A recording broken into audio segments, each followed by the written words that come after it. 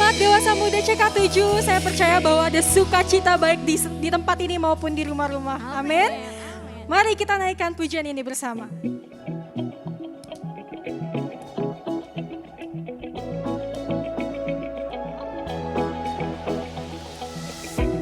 When night has fallen, when fear is coming, still you're calling me.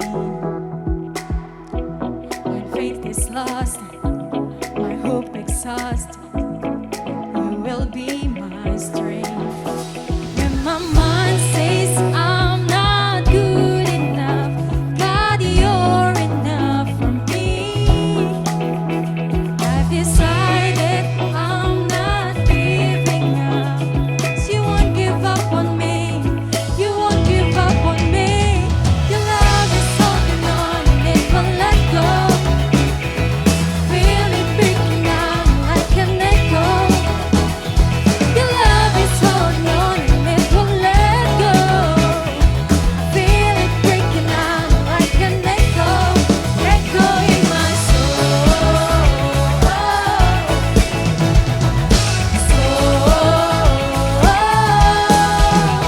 Come on. In every season, you keep repeating promises to me. No, no, there's no stopping what you have started until it is complete. When my mind says I'm not good enough, God, you're enough for me. I've decided I'm not giving up. You won't give up on me. You won't give up on me. Love is holding on and it won't let go. Feel it breaking out like an echo. Your love is holding on and it won't let go. I feel it breaking out like an echo, echo in my soul.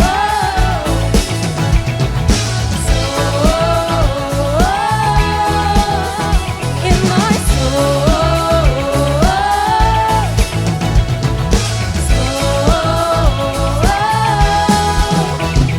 My mind says I'm not good enough. God, you're enough for me. I've decided I'm not giving up. You won't give up on me. You won't give up on me. Come on, your love is holding on and it won't let go. I feel it breaking out like an echo. Your love is holding on and it won't let go. I feel it breaking out, breaking out. Hey, come on. Your love is holding on and it won't let go. Feel it breaking out like an echo. Your love is holding on and it won't let go. Feel it breaking out like an echo, echo in my soul.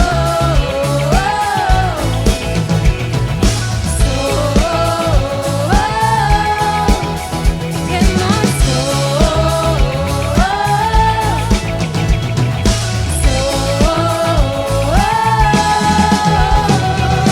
Beri kemuliaan bagi Tuhan kita. Haleluya.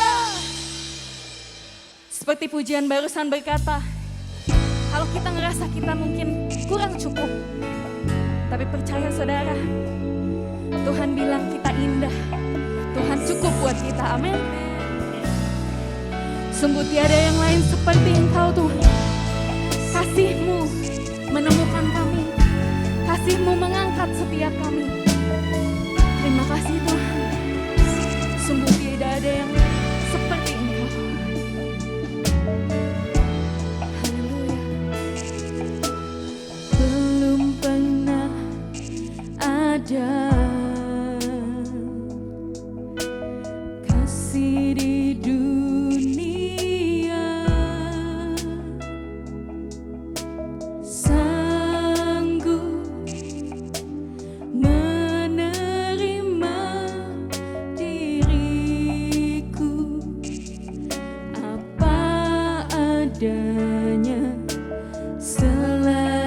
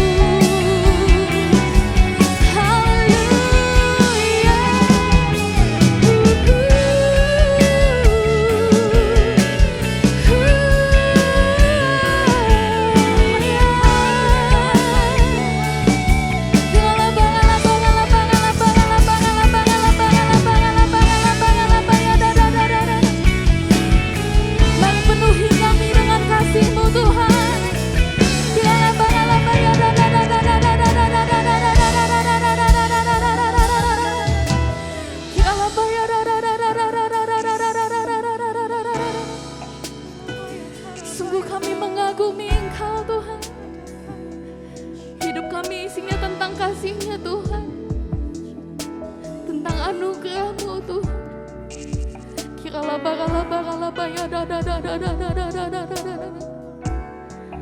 Mari sekali lagi katakan dari hatimu, saudara.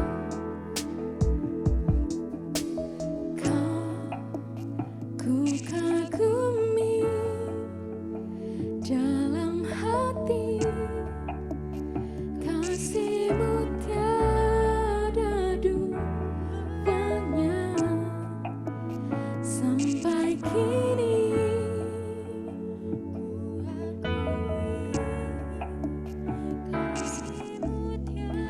Ini doa setiap kami.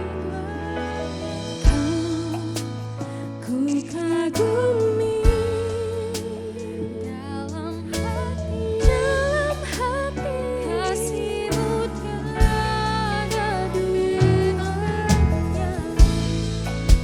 sampai kini.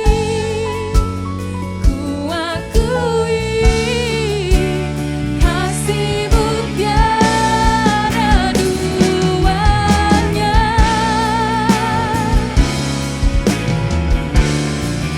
Mari sama-sama katakan, ku kagumi dalam hati, kasih-Mu tiada duanya sampai kini. Ku akui kasih-Mu tiada duanya. Ku kagumi dalam hati, kasih-Mu tiada duanya sampai kini.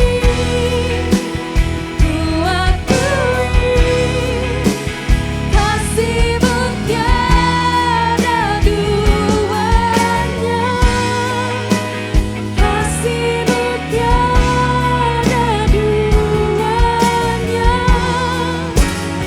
kasih-Mu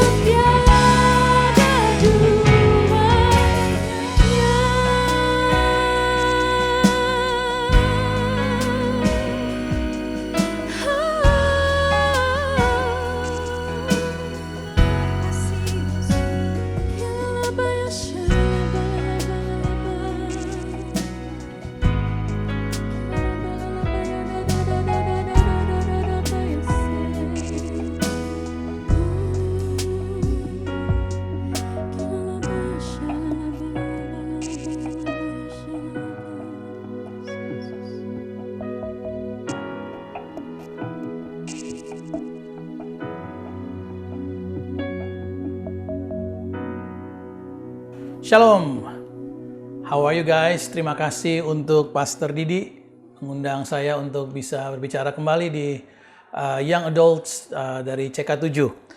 Terima kasih banyak, selamat sejahtera, salam sejahtera buat kita semua.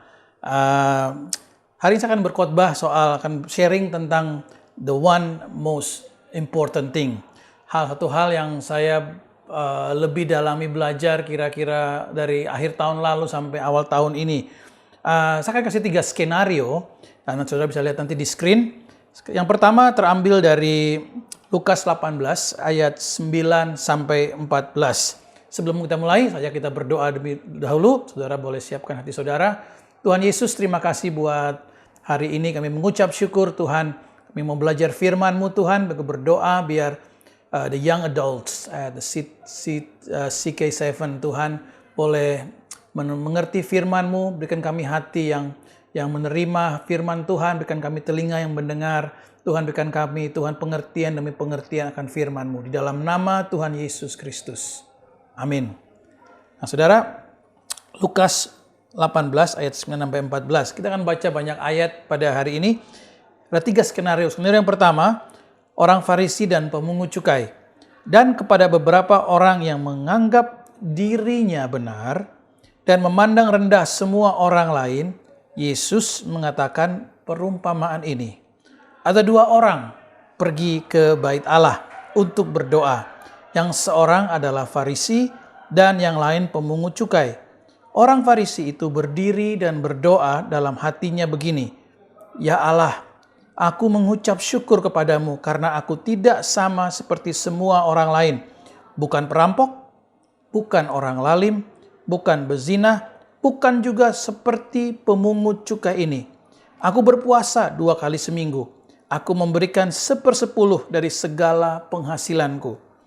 Tetapi pemungut cukai itu berdiri jauh-jauh. Bahkan ia tidak berani menengadah ke langit. Melainkan ia memukul diri dan berkata, "Ya Allah, kasihanilah aku orang berdosa ini."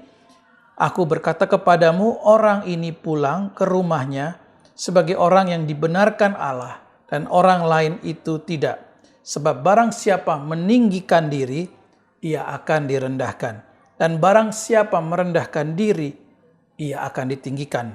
Skenario yang kedua, saja kita membuka di 1 Samuel 13 ayat 11 sampai 14. Tetapi kata Samuel, "Apa yang telah kau perbuat?" Jawab Saul, "Karena aku melihat rakyat itu berserak-serak meninggalkan aku, dan engkau tidak datang pada waktu yang telah ditentukan, padahal orang Filistin telah berkumpul di Mikmas. Maka pikirku, sebentar lagi orang Filistin akan menyerang aku di Gilgal. Padahal aku belum memohonkan belas kasihan Tuhan. Sebab itu aku memberanikan diri, lalu mempersembahkan korban bakaran." Kata Samuel kepada Saul, "Perbuatanmu itu bodoh. Engkau tidak mengikuti perintah Tuhan Allahmu yang diperintahkannya kepadamu. Sebab sedianya Tuhan mengokohkan kerajaanmu atas orang Israel untuk selama-lamanya. Tetapi sekarang kerajaanmu tidak akan tetap. Tuhan telah memilih seorang yang berkenan di hatinya, dan Tuhan telah menunjuk dia menjadi raja atas umatnya, karena engkau tidak mengikuti apa yang diperintahkan Tuhan kepadamu." Yang berikutnya terambil dari 2 Samuel 12 ayat 12 dan 13 tentang Daud. "Sebab engkau telah melakukannya secara tersembunyi, tetapi aku akan melakukan hal itu di depan seluruh Israel secara terang-terangan." Lalu berkatalah Daud kepada Natan, "Aku sudah berdosa kepada Tuhan." Dan Natan berkata kepada Daud, "Tuhan telah menjauhkan dosamu itu. Engkau tidak akan mati." Sekarang teman-teman, skenario yang ketiga, Israel dan Niniwe. Amos 6 ayat yang ke-8. "Tuhan Allah telah bersumpah demi dirinya. Demikianlah firman Tuhan, Allah semesta alam. Aku ini keji kepada kecongkakan Yakub dan benci kepada purinya. Aku akan menyerahkan kota serta isinya." Yang berikutnya, Niniwe. Yunus 3 ayat 4 sampai dengan 10. "Mulailah Yunus masuk ke dalam kota itu sehari perjalanan jauhnya, lalu berseru, 40 hari lagi, maka Niniwe akan ditunggang balikan." Orang Niniwe percaya kepada Allah. Lalu mereka mengumumkan puasa, dan mereka baik orang dewasa maupun anak-anak mengenakan kain kabung. Setelah sampai kabar itu kepada raja kota Niniwe, turunlah ia dari singgasananya, ditanggalkannya jubahnya, diselubungkannya kain kabung, lalu duduklah ia di abu. Lalu atas perintah raja dan para pembesarnya, orang memaklumkan dan mengatakan di Niniwe demikian, manusia dan ternak, lembu dan sapi, kambing domba tidak boleh makan apa-apa. Tidak boleh makan rumput dan tidak boleh minum air. Haruslah semuanya manusia dan ternak berselubung kain kabung dan berseru dengan keras kepada Allah. Serta haruslah masing-masing berbalik dari tingkah lakunya yang jahat dan dari kekerasan yang dilakukannya. Siapa tahu, mungkin Allah akan berbalik dan menyesal serta berpaling dari murkanya yang bernyala-nyala itu, sehingga kita tidak binasa. Ketika Allah melihat perbuatan mereka itu, yakni bagaimana mereka berbalik dari tingkah lakunya yang jahat, maka menyesallah Allah karena malapetaka yang telah dirancangkannya terhadap mereka, dan ia pun tidak jadi melakukannya. Saudara, saya belajar beberapa bulan terakhir ini, dari akhir tahun lalu, Tuhan membuka banyak hal buat saya tentang kerendahan hati. Dulu saya pikir orang Kristen itu identik dengan percaya. Kita dikatakan kita orang percaya, kita orang beriman. Tapi saya lihat di Alkitab, ada banyak contoh-contoh di mana iman tidak bisa menyelesaikan persoalan. Justru kerendahan hati itu berbicara lebih keras dari iman. Seolah-olah Tuhan menganugerahkan anugerahnya, kasihnya, kebaikannya, kekuatannya pada orang yang rendah hati. Begitu iman betul, iman bagus, tapi begitu iman ditambah dengan kerendahan hati sebelumnya, itu akan so powerful. Nah, kita lihat tadi dari ayat-ayat yang kita baca tadi, yang pertama ada perumpamaan yang Yesus berikan. Ada 2 orang pergi ke bait suci. 2 orang pergilah ke gereja gitu kira-kira. Yang pertama dibilang dia ini guru Alkitab, dia orang Farisi, orang yang taat. Dan dia berdoa, Tuhan terima kasih. Aku bukan pezina, aku bukan perampok, aku bukan orang yang berdosa. Aku perpuluhan, aku memberi 1/10, aku juga berpuasa 2 kali seminggu. Ini orang powerful banget. Mungkin saya bayangkan dia pelayanan, dia di bait suci, di bagian yang depan. Tapi di bagian yang belakang, saudara, ada seorang pemungut cukai. Dia dibilang dia nggak menyembah Tuhan. Nggak dibilang dia memanggil, dia nggak mengangkat tangan, dia nggak worship. Bahkan dia cuma bilang gini, aku orang berdosa. Dia memukul-mukul dirinya. Dan dia bilang, aku orang berdosa, kasihanilah aku Tuhan. Lalu Tuhan Yesus bilang begini, aku berkata kepadamu, orang ini akan pulang sebagai orang yang dibenarkan. Dan yang pemungut cukai tadi tidak. Terus Yesus bilang gini, barang siapa meninggikan diri, dia akan direndahkan. Dan barang siapa merendahkan diri, ia akan ditinggikan. Kita lihat yang berikutnya ada 1 kisah. Ada 2 raja dalam 1 kerajaan. Kerajaannya sama, raja yang pertama dan raja yang kedua. Raja yang pertama namanya Saul. Dosanya sedikit banget. Dikatakan Saul, Israel akan berperang melawan Filistin. Lalu waktu itu yang mesti mempersembahkan korban itu Nabi Samuel. Dan Nabi Samuelnya terlambat datang. Mungkin macet, mungkin ada halangan. Nggak datang-datang juga. Nah, Saul, dia nggak bikin hal-hal yang, dia cuma punya inisiatif. Aduh, Samuel nggak datang-datang. Gimana nih mau perang? Gimana nih acaranya? Ini udah mau perang, orang mulai tercerai-berai.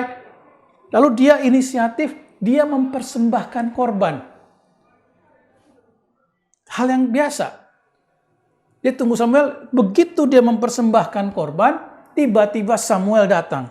Waktu Samuel datang, kalau Samuel mau marah juga Samuel pasti bilang, lu gimana sih? Ya udah, ulang lagi deh gitu. Atau udah gue yang lakuin, lu kenapa duluan? Tapi Samuel marahnya bener-bener malah marah gila-gilaan. Samuel bilang, kamu bodoh. Apa yang kamu lakukan tuh bodoh. Hari ini juga Tuhan menolak kamu dan keluarga kamu dari kerajaannya. Tuhan memberikan pada orang lain. Dia dicopot dari raja cuma gara-gara dia mempersembahkan korban lebih dahulu. Harusnya Samuel, dia inisiatif duluan karena keadaannya udah genting. Tapi kita lihat yang berikutnya, raja yang kedua, namanya Daud. Daud ini, dia berzinah dengan salah seorang istri dari perwiranya. Lalu istrinya dihamil. Daud dengan akalnya yang licik, dia panggil perwiranya. Apa yang terjadi? Dia panggil, bilang, kamu pulang, tidur sama istri kamu. Ini perwiranya Daud, di-trainnya luar biasa. Dimuridkannya luar biasa. Apa yang dia katakan? Enggak, teman-teman aku lagi perang. Aku nggak mungkin pergi pulang tidur dengan istriku. Tentara-tentara aku masih di medan peperangan. Lalu apa yang terjadi, saudara-saudara? Dikatakan dia bertidur di istana. Kemudian Daud pikir, ini gimana sih? Disuruh pulang, istirahat, tidur enak-enakan sama istrinya.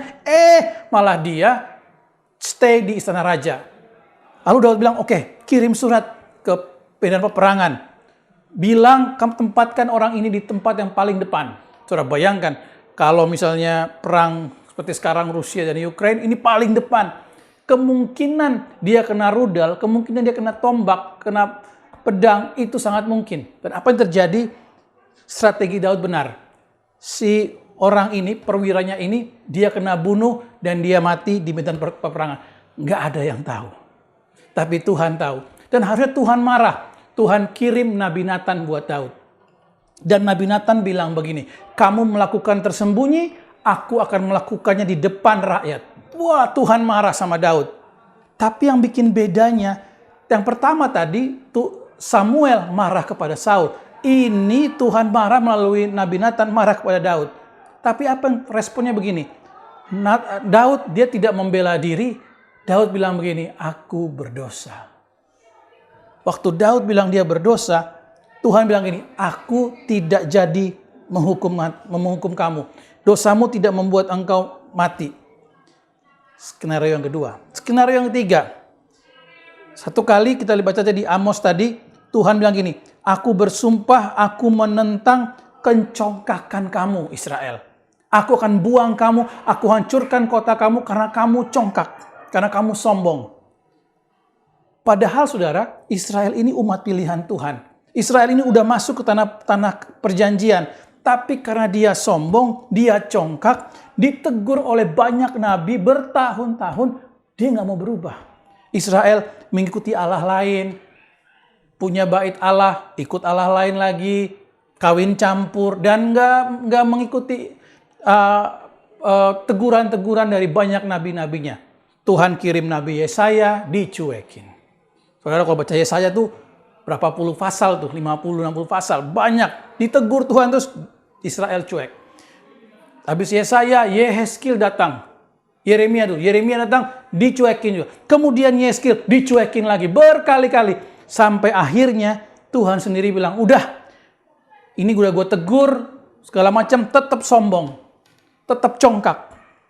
Akhirnya Tuhan menyerahkan Israel, dibuang ke Babel. Tuhan hancurkan kotanya.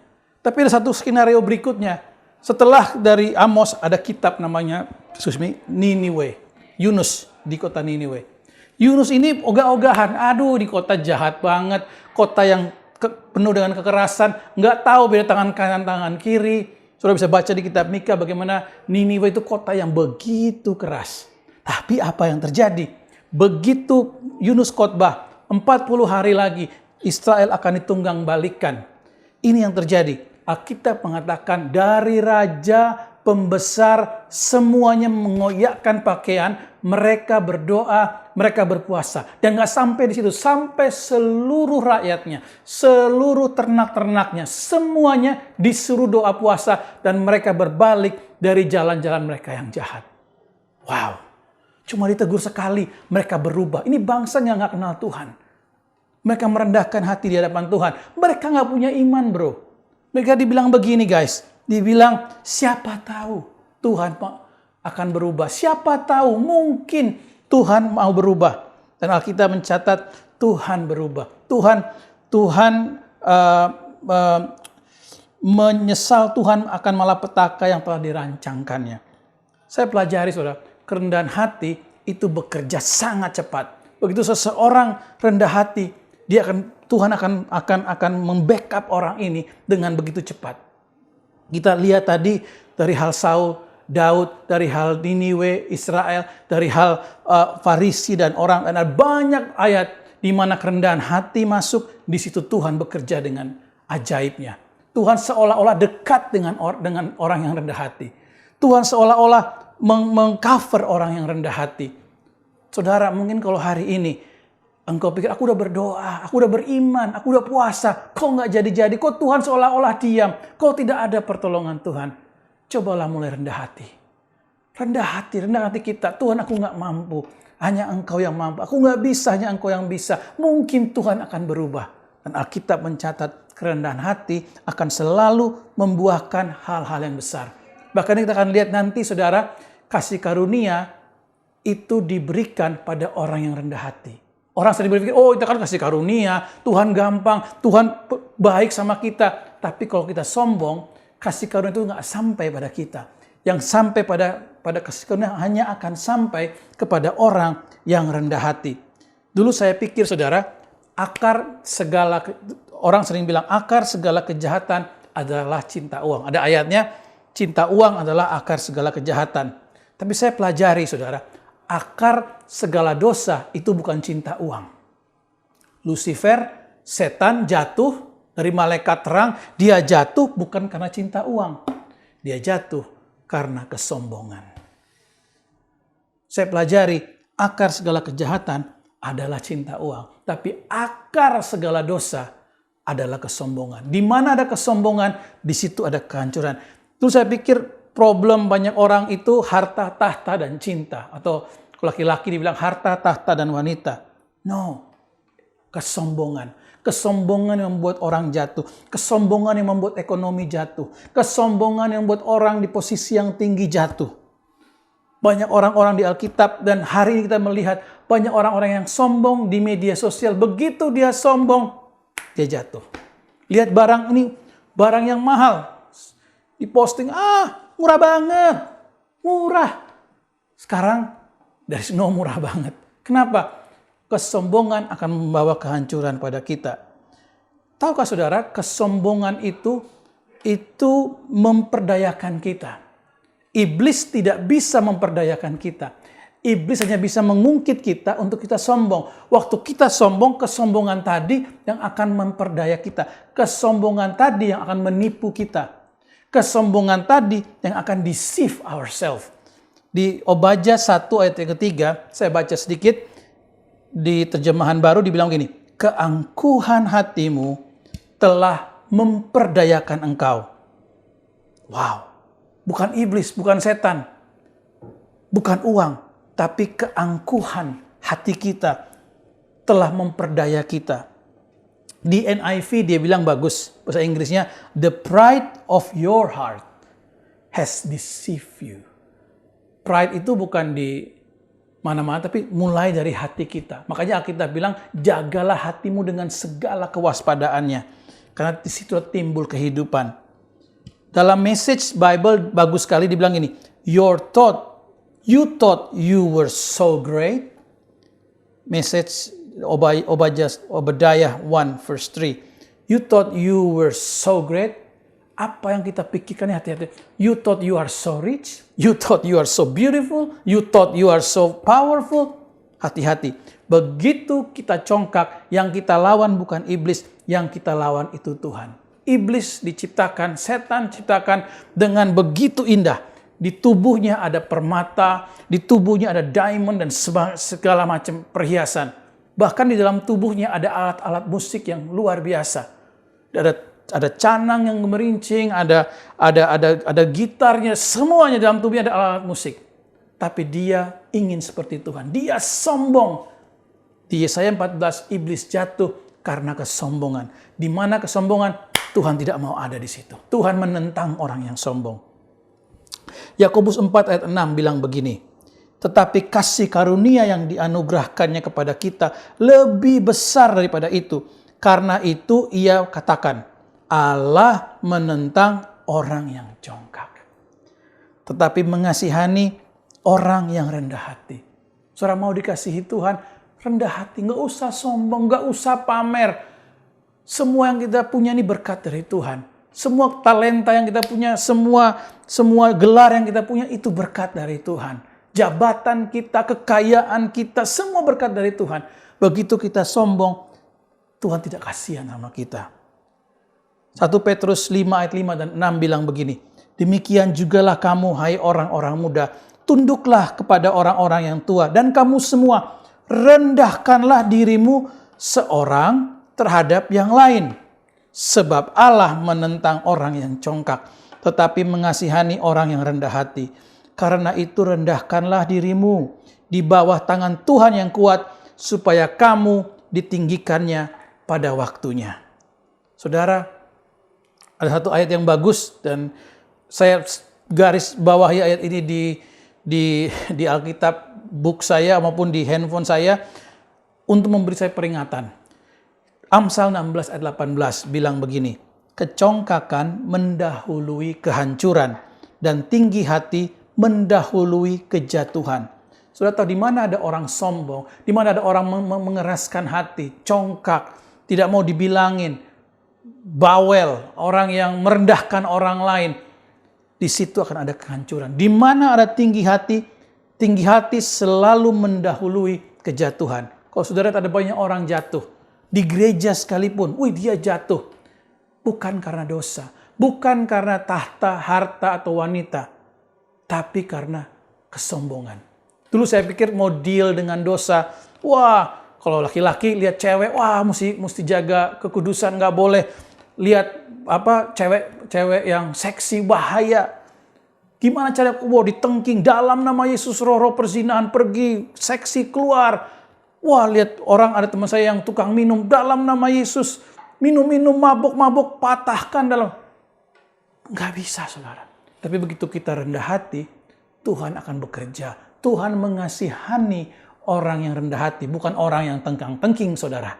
Ya, nah, saudara, ada satu ayat dan kemudian saya akan bagi satu hal buat saudara. Di Filipi 2 ayat 5-11. Bagaimana caranya kita rendah hati? Hendaklah kamu dalam pikiranmu bersama menaruh pikiran dan perasaan yang terdapat juga dalam Kristus Yesus. Anda mau punya pikiran dan perasaan seperti yang ada pada Kristus Yesus. Apa itu?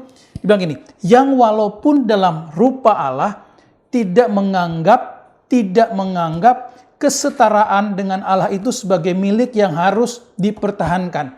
Siapa kita, saudara? Kehebatan kita bukan sesuatu yang buat kita pamer, bukan sesuatu untuk kita pertahankan.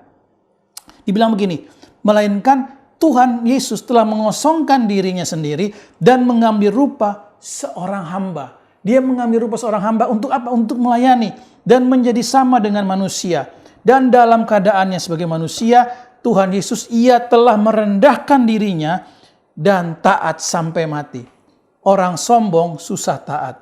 Orang rendah hati dengan sendirinya dia akan taat, saudara. Apa yang terjadi, saudara, dengan orang yang rendah hati seperti Tuhan Yesus tadi? Dikatakan begini, dan dalam keadaannya sebagai manusia ia telah merendahkan dirinya dan taat sampai mati, bahkan sampai mati di kayu salib. Itulah sebabnya Allah sangat meninggikan dia dan mengaruniakan kepadanya nama di atas segala nama, supaya dalam nama Yesus bertekuk lutut segala yang ada di langit dan ada di atas bumi dan yang ada di bawah bumi, segala lidah mengaku Yesus Kristus adalah Tuhan bagi kemuliaan Allah Bapa. Nah, saya mau tutup, saya mau bilang begini, saudara. Kesombongan itu akan menjatuhkan kita. Memandang orang lain rendah. Saudara, mulailah melayani. Pelayanan akan membawa kita naik. Memberi akan membawa kita naik. Kerendahan hati akan membuat kita naik. Kita akan melihat janji Tuhan digenapi dalam kehidupan kita. Waktu kita mulai rendah hati, kita akan masuk dalam doa. Karena kita rendah hati. Roh Kudus itu bekerja pada orang-orang yang rendah hati. Tapi begitu kita sombong, kejatuhan menanti kita. Kehancuran, kerugian, dosa. Semua terjadi waktu kita sombong. Hawa, dia bukan iblis membuat Hawa berdosa. Iblis cuma membuat Hawa sombong. Oh, Tuhan tahu kalau kamu makan buah ini, kamu akan menjadi sama seperti dia. Oh, kalau kamu makan buah ini, kamu akan kaya nanti. Oh, kalau kamu makan buah ini nanti, kalau kamu ikut ini, kamu nanti akan, investasimu akan besar. Kita jadi pengen apa? Pengen berhasil, pengen itu nggak salah, tapi pengen bisa menjadikan kita sombong. Sombong itu yang Tuhan lawan, dan kita jatuh karena kesombongan. Iblis tahu itu kenapa? Karena dia pernah jatuh karena kesombongan, saudara. Nah, saudara, saya sebelum kita tutup, ada satu cerita, saudara. Waktu Nuh selesai air bah, Nuh waktu itu dia menjadi pengusaha anggur, benar ya, pengusaha anggur. Kemudian Nuh punya 3 anak, Sem, Ham, dan Yafet. Satu kali Nuh mabuk. Waktu dia mabuk, dia telanjang, saudara. Dia mempertontonkan ketelanjangannya. Lalu anaknya yang bernama Ham memandang rendah papanya. Dia sombong, memandang rendah orang lain. Ini dia memandang rendah papanya. Dan apa yang terjadi? Dia bilang sama saudara-saudaranya, "Ih, papa, jelek, rendah, najis." Lalu Sem dan Yafet, mereka tidak mentertawakan papanya, mereka tidak mengolok papanya. Ini yang Sem dan Yafet lakukan. Mereka mengambil kain, mereka berjalan mundur menutupi aurat papanya. Apa yang terjadi? Tuhan memberkati Sem dan Yafet. Tapi kutukan adab atas Ham. Saudaraku, sejelek-jeleknya orang tua rohani kita atau orang tua kita, sejelek-jelek manusia kalau kita cari pasti ada cacatnya. Orang siapapun, ayah kita, ibu kita, gembala kita, siapapun, presiden, pemimpin siapapun, kita cari kejelekannya pasti ada kejelekannya. Kesombongan akan membuat kita bergosip. Kesombongan akan membuat kita memandang rendah pemimpin. Kesombongan akan membuat kita menghakimi, papaku brengsek, orang tua rohaniku nggak benar.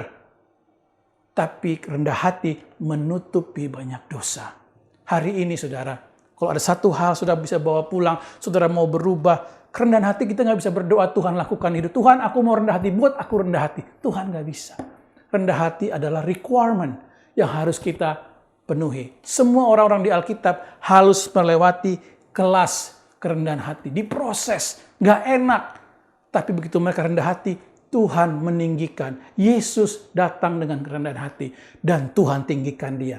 Kalau Yesus Tuhan tinggikan karena kerendahan hati, kita anak-anaknya, dia membasuh kaki kita. Dia bilang gini, kalau kamu nggak membiarkan aku membasuh kakinya-mu, Petrus, kata Yesus, kamu nggak bisa menjadi bagian dari apa yang aku kerjakan.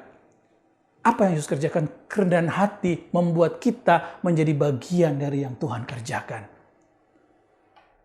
CK7 Young Adults, kita mulai rendah hati. Layani orang tuamu. Layani dalam pekerjaanmu, layani yang terbaik.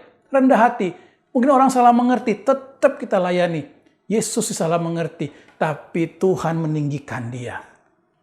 Saudara, waktu saya hampir habis, ayo kita berdoa. Kita buka hati kita, saudara-saudara. Kita minta, Tuhan, tolong aku untuk bisa rendah hati. Tuhan Yesus, aku berdoa pada saat ini untuk teman-temanku di CK7 Young Adults. Tuhan berikan kami boleh respon. Kami boleh hidup dalam kerendahan hati. Jauhkan kami dari segala kesombongan. Dalam melewati banyak hal, biar respon kami boleh rendah hati.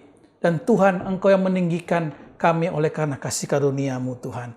Terima kasih Tuhan, kami tahu Engkau tidak menantang kami, tapi Engkau memberi grace, Engkau memberi kasih karunia pada orang yang rendah hati. Di dalam nama Tuhan Yesus, kami berdoa dan mengucap syukur. CK7 Young Adults, Tuhan Yesus memberkati. Jadilah terang bagi banyak orang. Amin. Shalom, komunitas Dewasa Muda CK7 yang dikasihi Tuhan. Terima kasih telah mengikuti ibadah Dewasa Muda dari awal hingga dengan selesai. Kami juga ingin mengucapkan terima kasih kepada pembicara yang sudah menyampaikan firman Tuhan yang sungguh menguatkan dan memberkati. Waktunya untuk pengumuman. Kami ingin menginformasikan bahwa di CK7 khususnya kami memiliki kul-kul untuk dewasa muda, untuk yang professionals dan juga yang couples. Untuk info lebih lanjut bisa hubungi at 2pm_GBIPRJ dan at uturn_GBIHCR di Instagram.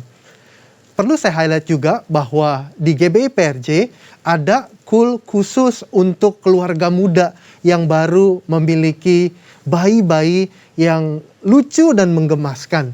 Ya, memang kul ini khusus membahas tentang kehidupan, dinamika, ya pasti ada firman Tuhan dan pujian, tapi peserta sungguh sangat menikmati, coolers menikmati kebersamaan yang ada dan terkadang kita overtime di kul ini. Ya, kenapa? Karena ada satu kedekatan, karena ada satu hal yang sangat memberkati kita semua. Ya, untuk info lebih lanjut, silahkan tune in dan DM di IG kami.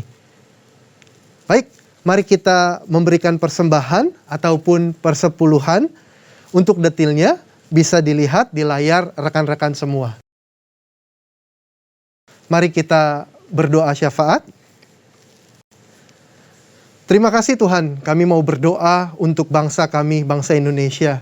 Kami berdoa pemulihan demi pemulihan terus terjadi. Kami berdoa ada shalom, ada berkat Tuhan yang memberkati negara kami ya Bapa. Kami berdoa untuk Presiden dan Wakil Presiden dan segenap jajaran kepemimpinan Tuhan, supaya mereka bisa membuat keputusan dengan takut akan Tuhan dan memikirkan akan bangsa ini ya Bapa.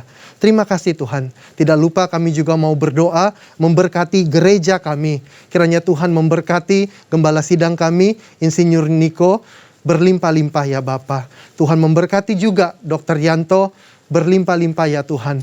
Pakai hamba-hambamu ini ya Bapa untuk melakukan kehendak-Mu di akhir zaman ini. Terima kasih Tuhan. Kami berdoa supaya gereja kami CK7 terus menjadi tempatnya Tuhan di mana jiwa-jiwa dituai. Terima kasih Bapa. Kami juga mau terus berdoa untuk frontliners yang berjuang di depan sana. Mereka mengutamakan kepentingan orang lain. Kiranya hikmat, kebijaksanaan, perlindungan dari Tuhan yang menyertai mereka semua. Mari kita mengangkat kedua tangan kita dan kita menerima berkat daripada Tuhan.